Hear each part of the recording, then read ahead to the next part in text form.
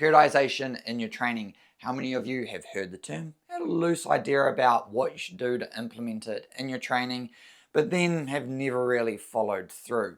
Periodization is pretty much focus. It's focus in training on specific things within certain periods of time that we can use to build up to our main event. It's going to eliminate one of the biggest mistakes I see in runners: too hard, too early.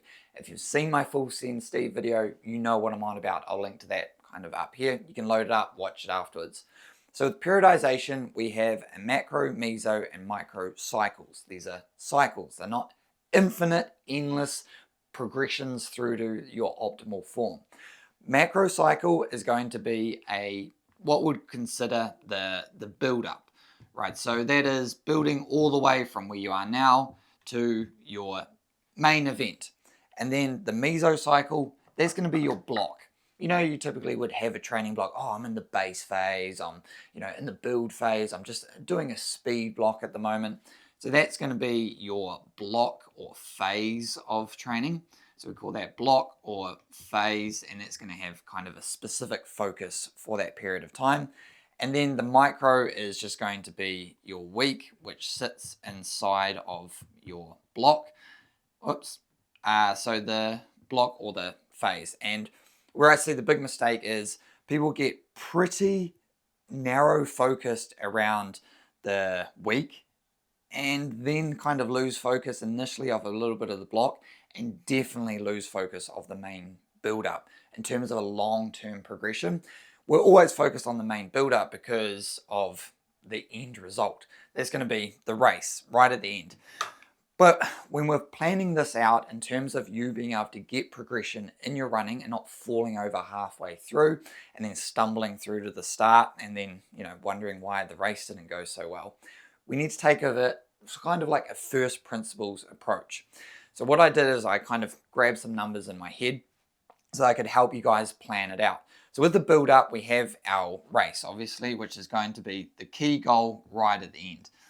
Now, this race is going to have a goal, and the goal is going to be time-based, for sure. Some of you out there are going to be like, just enjoy it, have my best day and all that, and that's a goal as well. But motivationally, I'm sure you have a time in mind. So I just get some of these times, and we're going to say I want a 20-minute 5K, a 40-minute 10K, a 1:24 half marathon, and a 2:48 marathon. So these are all 4-minute Ks. So if we just ask ourselves fundamentally, first principles, what is it going to require us to do these things? 4-minute K or a 6:26 minute per mile. That's what we absolutely know. So I'll put that down. So we've got a 4-minute per K or a 6:26 minute per mile. If we want to achieve these things, we have to run those paces. That's it. It's as simple as that, right? Then that's at the end of the builder, end of the blocks, end of all the weeks. That's what we need to do. So then we've got to come back right to the beginning and ask ourselves a pretty simple question.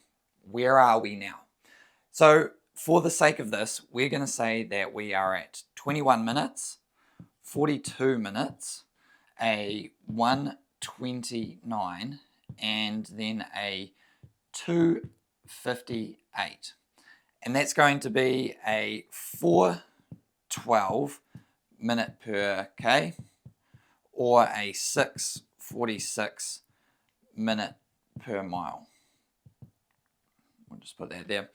Okay, so that's where we are now, and that's where we need to get to. And that is going to be an approximately 5% improvement. Is that realistic?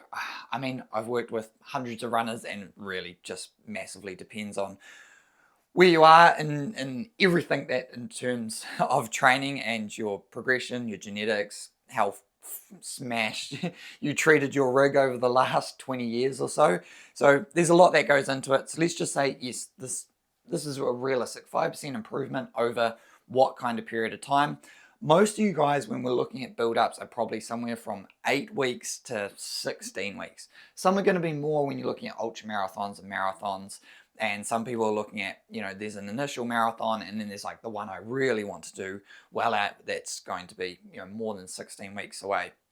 But in the short term, I'd say don't really plan for that marathon that is more than 6 months away. In terms of this, I would say bring a race further closer to where you are now, probably within that 8 to 12 week period, to see if you can at least implement a bit of a periodized build up to get some progression in your training and get a decent measuring stick to see if you are improving. But you can easily lose your way when you're looking at 8 months plus in terms of your build up. So anyway, we know this is where we are, okay? We've got to get 5% better over what kind of period of time? Well, we're going to call it, say, what did I say? 8 to 16 weeks. So then we need to figure out, what do we need to do within these things, within these macro, meso, micro cycles, in order to get us 5% better?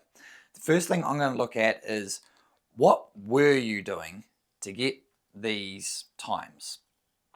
Because that's going to have a big weight on what we are going to plan to do in our build up, in our cycles, to get us 5% better. There's going to be a couple scenarios here.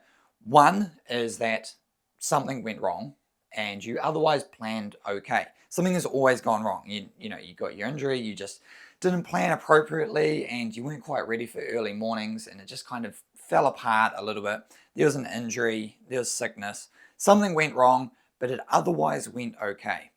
When that is the case, we pretty much just want to repeat what we did previously to get here and just optimize it slightly. So when you look at it, you can look back and go, what was I doing to get here through my week? What did a standard week, not my best week, not my worst week, just a standard week, what did that look like?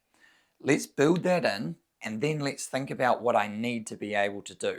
So within an 8 to 16 week period, that first block is going to be for 16 weeks. You're looking like more building up, okay? Build phase. So build to base. And what we're wanting to do here, whenever we think about a block of training, we are essentially, can I fit this in? Getting ready for the next block. That's what I always think about it as. This block is to get me ready for the next one, which eventually gets me ready for the race. But you can't be ready for the race in your first block, which is going to be 16 to 12 weeks. If you're ready for your race 12 weeks out, well, then it's pointless. You'll never be able to hold your form. Have a look at my peaking too soon video about that. So you're just trying to get ready for the next block so that you can eventually build yourself up to the ultimate goal, and that is to race your potential, but also to see if you can reach the time or the pace outcome that you are looking to achieve. So if we're just trying to get ready for the next block, we need to look at the week that is going to achieve the goal of that block. And so within a week, if we are, let's just call it this 16 to 12 week period, we're looking at building some conditioning, probably introducing like a little bit of threshold to make sure that we are, progressing as a runner within that kind of band of 95 to 105% of our threshold. Regardless, lifting our threshold across any distance is going to allow us to become better. Same with an aerobic base. So let's just say that's going to be the focus for this period. Now, right now, if we are 16 to 12 weeks out, we can be a little loose on getting attached to our pace outputs, right? So just because we're 16 to 12 weeks out doesn't mean we need to be exactly hitting these. We need to be probably here or faster, what we've been doing in the past, so that we can get an indication that we can at least be getting our trajectory towards these outputs. But in this, we have purely focused in terms of a mesocycle on getting ready for that next block. So we're just looking to improve our threshold a little bit. We're not forcing it. We're not trying to get our peak outcome or outputs here. We're just working on threshold, and threshold's always going to be a range, right? And so if you've seen some of my training zone, outlining my training zones system, the reason I like a range, especially around threshold, a lot of people are very different, but we could be working 95 to 105%, and that allows us to, on the good days, push up to maybe 105%. On the bad days, we're going to sit around maybe 95, maybe 97%. And in terms of how long the repetitions are going to be, we can, work on a range, but we're just going to be operating in a relatively wide range, trying to improve our threshold, and then most likely improving our aerobic capacity. So that is going to be what we're working on in this block. So what does then a week look like? And the week needs to look like what you know you can achieve, incorporating those two things. So we have our, let's just call it our long run, and we'll just call it our threshold run. So those are going to be the most important factors in the microcycle, the week. Okay, got that. And then we need to fill up the rest of the week with whatever is planned. But with a week and a block, we always want, where could I put this? Put it in black. We want to have a primary focus and then a secondary focus. So the primary focus in this is if we're doing a marathon, it's probably going to be more long run than it is threshold. If it's building up for a 10K half marathon, if you're below 90 minutes, probably going to be more threshold. But we have that primary focus. So just call that the long run, and then the secondary focus is going to be the threshold run, right? And so, or it could be, if you're in your base phase, it's just long run and volume, those kind of things. We want to, first of all, make sure that we can tick off our primary focus of the block. What is it? We need to stay concentrated. And then what's the secondary focus? We can work then on that.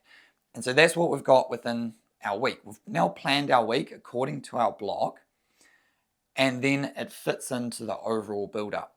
So then what is the next block? Well, the next block needs to be some form of progression, both from the initial block that preceded it and then towards the ultimate goal. So if we're looking here and we're now, let's say, so what would this be? In blue, we're now going towards, so I always kind of just think in 4-week blocks. It typically works pretty well. So we're going 12 to 8 weeks out from our race. So now we're getting pretty close, right? We're getting towards where some of you may already be, but that 12 to 8 weeks period. So now we're getting towards needing to figure out if we're getting some realistic numbers out here. So what I want to do is start to implement some test sessions within this block, right? So if I just rub part of this out. So again, we're just trying to think about this. This block got us ready with some long runs and some threshold runs to then do this block, which for a marathon is now going to have a little bit of marathon-based intensity built into it. Or if it's threshold runs, we're now going to really start to force 10K. If it's 5K, again, we're going to start to introduce a bit more speed. We haven't done that yet, but maybe with the threshold, we integrated a few strides or something like that within our sessions. So we got ready for that, and then this one is now getting us ready for our ultimate race. But we're going to get some, let's just put the word test in here. So we need to start testing ourselves. This is what I really like to do, 12 to 8 weeks. So we're about that third month out from our goal race. If you're doing a 10K, I'll get into that in a bit. So with this test, we want to, if this is a long run, we call it, I'll just put blue here, right? So you can tell it's a test. We need to softly see if some of our ultimate goal outputs are realistic. So what I like to do for a marathon, this would be looking at something like just running 20K just at zone 2. zone 2, and then we're going to step up to marathon pace power for 10K. So around that third month, like kind of that 12 to 8 week period, you should be able to run 20K for aerobically and then hit marathon pace for 10K. You should be able to do it. If you can't even do that, that's just number one, at these outputs in similar conditions with your super shoes on and just on a nice like profile. Of course, if it's hilly and you're racing flat, then it's a different story again. But you should be able to do that. Then what we can just do is check the heart rates, and at this point just make sure that that is achievable. Same with our threshold test. It's like, well, you could just do a threshold test and see if your percentages, your output percentages match. Again, look at my training zones one where I kind of outline what percentage should you be able to achieve each race distance at a percentage of your threshold. But we could do, well, what we really want to do is kind of just for a 10K, you'd want to be hitting like 5K at 10K pace. Can you do that? Let's have a look. And then for a half marathon, similarly, you'd want to be doing something like this kind of session where you're doing multiples of half marathon intensity. So one I quite like if we just say like 12 times 1K. So with just short 60-second rest. So these are just some test sessions where you can check yourself to see, like, I want you to be able to do 12 times 1K at half marathon pace, if not faster, of 60 seconds rest 12 weeks out.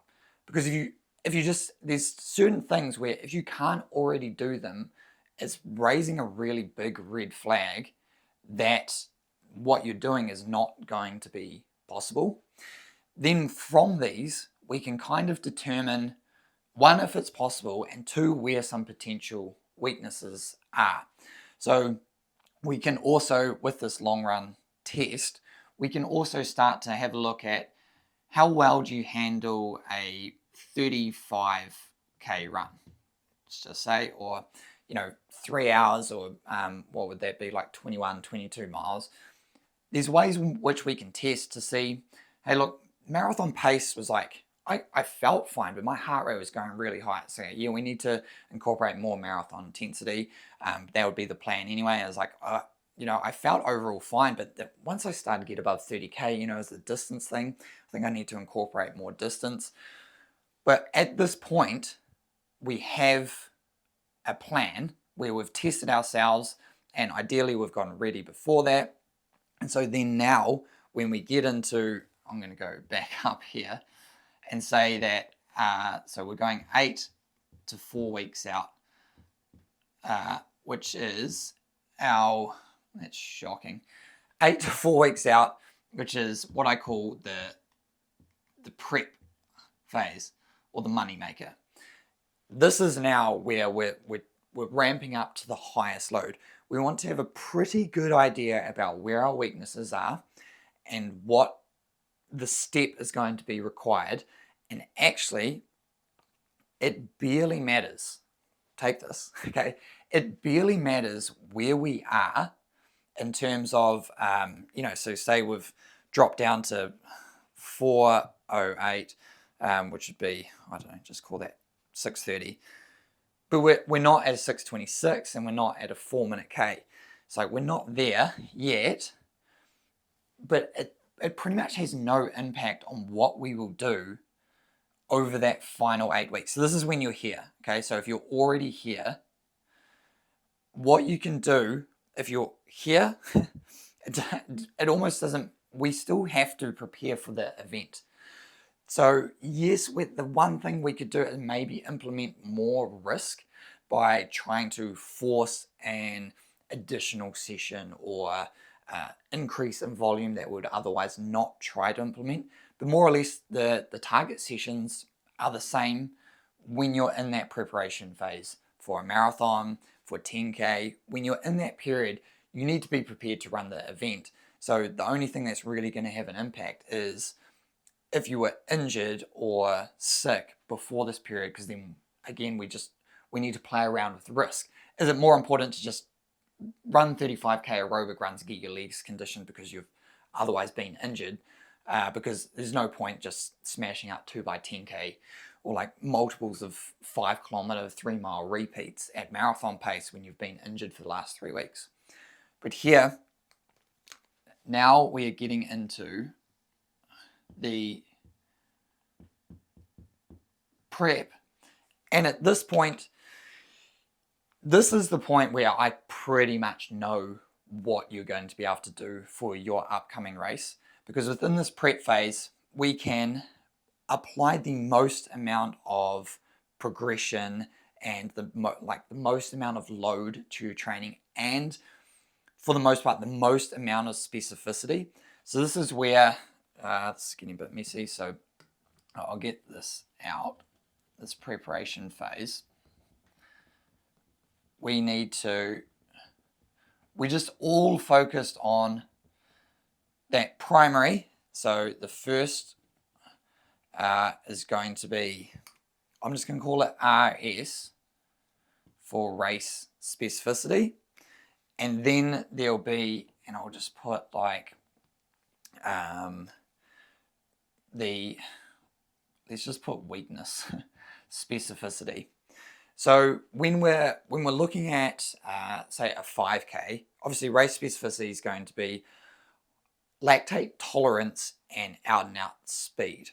Then your weakness would be, it's either going to be just the speed itself that you're just struggling to get on top of the 4 minute K, the 6:26 or just under that. You need to work a lot more probably on the 200 meter side, really get increased stride lengths and things. Or it is that you're lacking the strength and the actual just force production once you get over the back end. So we can do, some intensive hill repeats and speed sessions like downhills after that. There's a lot of stuff that we can work on. Similar, like if we've got to do race specificity for the half marathon, and it's like, yeah, I'm hitting good threshold tempo, but I'm still just like after 10k halfway, I'm falling apart. It's like, okay, we need to attack a lot of high volume threshold sessions like those 12 by 1s or something similar where you got like, even like 8 to 10 by a mile, really pushing upper end threshold over very long durations. Whatever it is, we've got race specificity and then weakness specificity or elimination within this preparation phase. And again, the week that we plan out needs to be what has been achievable. We're always looking back to see what is achievable, and then we plan it so that we hit those specific sessions, right? So the weakness, and that's typically like a midweek and a weekend, right? And then the race specificity. So we got ready, we got the test, then we got the preparation, and within this we can hopefully start to see some of these times and these pace power outputs start to progress towards what is achievable or what is the ultimate goal. And it's at this point when you're doing something like, I don't know, say one of the sessions I have is, you've heard me talk about it quite a lot, 2 times 10k, and then you have a varying amount of distance in between the 2 10s. For me, because of, it's very dependent on what kind of speed you're running, but I'm doing 5k in the middle. So 5k warm up, 10k, 5k in the middle, and so that next one is pretty much is 20 to 30 kilometers race pace, and that's what you're doing there. Put some super shoes on, maybe some older ones, do the race nutrition. It's like, okay, what are you doing there, and what's all the heart rate, how's everything feeling?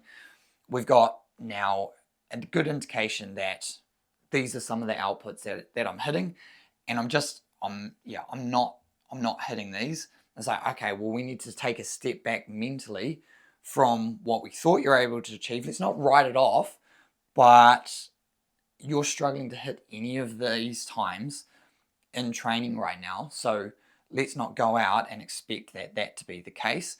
So then what we can do, now moving on to our final, or let's call it taper phase, a bit crammed in there, and we're going 4 to race. So the final 4 weeks.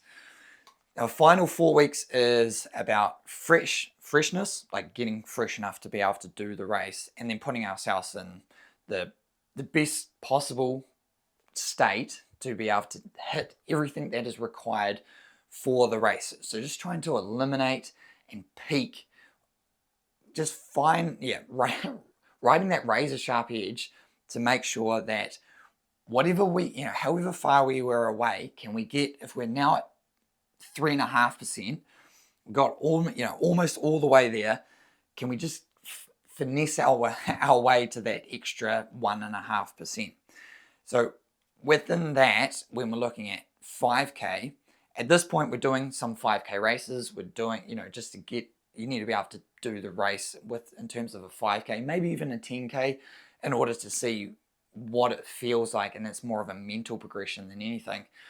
And just doing some pretty hefty 5K intensive sessions where it is all about trying to hit your ultimate goal pace. So that 4 minute, that 6:26 or just under, if you're going for sub 20, it's like keep smashing faster than that. You need to be going faster than that.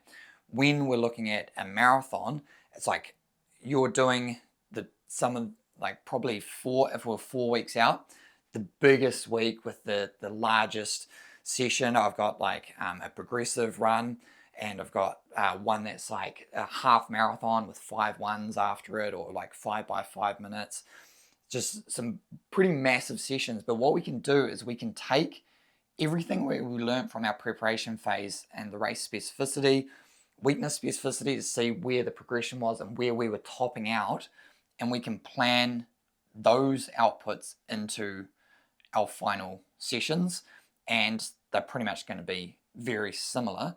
And our planning is going to be the same, where we're coming back, because we're tapering off down, so that we can hopefully, if that's fatigue and load, that our form can go up. And we need to know, what was it that we did in the block before? What did the week look like? So then what does 75%, 50% of this weekly structure and load look like, so that when we get towards our race, we've done everything. This is not exactly, as beautifully as it's going to progress for most people, but we've done everything to go from where we knew we were, what we knew we had to do to get to just the very first principles, pace outputs to achieve specific periods of time, and we implemented all of this into our ultimate goal. Then we cannot ask more of ourselves in terms of whether we can achieve this goal or not. So from this taper in here, I want us to be able to plan everything for the race, right? Use all of the data that we have over the period of time. Is there anything that indicates we can do any of these? Because if there's not, there's no point planning that we're going to achieve them. You can hope, you can dream, but most likely it's not going to happen. So we need to have a plan about what is our race execution, and that is the ultimate end of the build-up. But that was kind of me working through it as we work through it. What I want you to do, and most of the time, you already kind of know what these are going to be. So these phases or blocks, so whether you're 8 to 16 weeks, where I think a lot of you are going to be, you're going to be within prep and taper, right? For 8 weeks, and then 16, you're going to be in some kind of base or build phase that's getting you ready towards the main. What I'd say that 12 weeks out, that 3 months towards the race, I call that kind of like the race phase. And that's where at some point we want to be getting into these. You want to be able to do these tests, preparation, taper, and you want to put these into your overall build up. But what I see most people doing is they go, I want to achieve this. I am here.